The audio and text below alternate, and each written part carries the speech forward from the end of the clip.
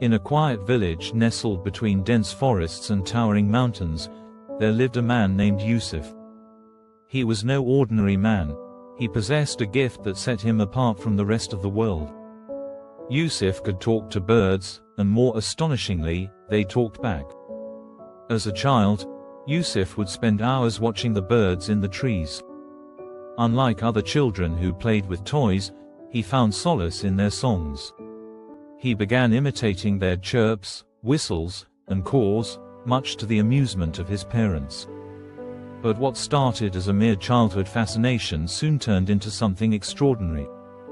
One morning, when he was just 10 years old, he heard a frantic chirping outside his window. A small sparrow was fluttering its wings desperately, its tiny body trembling.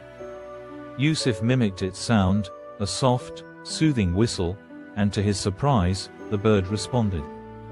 It hopped closer, its tiny black eyes locked onto his. Slowly, he began to understand.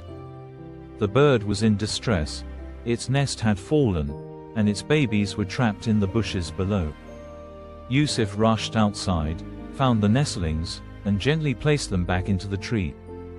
The mother bird flapped her wings in what seemed like gratitude, and from that day on, Yusuf knew he could understand them. As he grew older, his connection with birds deepened.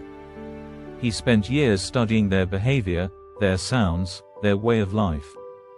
He could tell when they were warning each other of danger, when they were searching for food, and even when they were calling for their lost mates.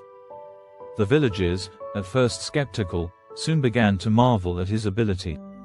They called him Parindan Kar Dust, the friend of birds. One day, a crisis struck the village. A powerful storm was approaching, one unlike any they had seen before. The elders debated on what to do, but the sky had already darkened, and the wind howled through the trees.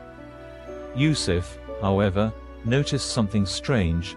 The birds had already started leaving, flying in a single direction. He listened closely to their cries and realized they were warning each other of an approaching disaster.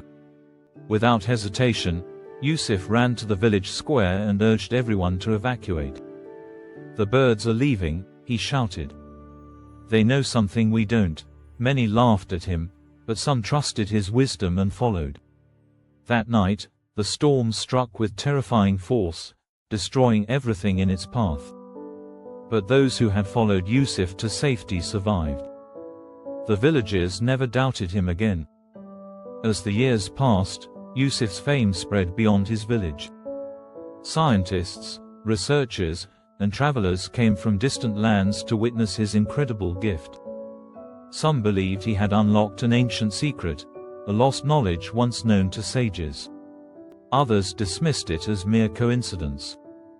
But Yusuf never sought fame or recognition. He continued to live among the birds, speaking their language, understanding their hearts. One evening, as the sun dipped below the horizon, a large eagle landed beside him. It stared at him with piercing golden eyes, as if sharing a final message. Yusuf smiled, nodded, and whistled a tune known only to him and his feathered friends. And just like that, he disappeared into the forest, never to be seen again. Some say he left to live among the birds. Others believe he became one of them. But one thing remains certain: whenever the wind whispered through the trees, it carried the echoes of a man who once spoke the language of the sky.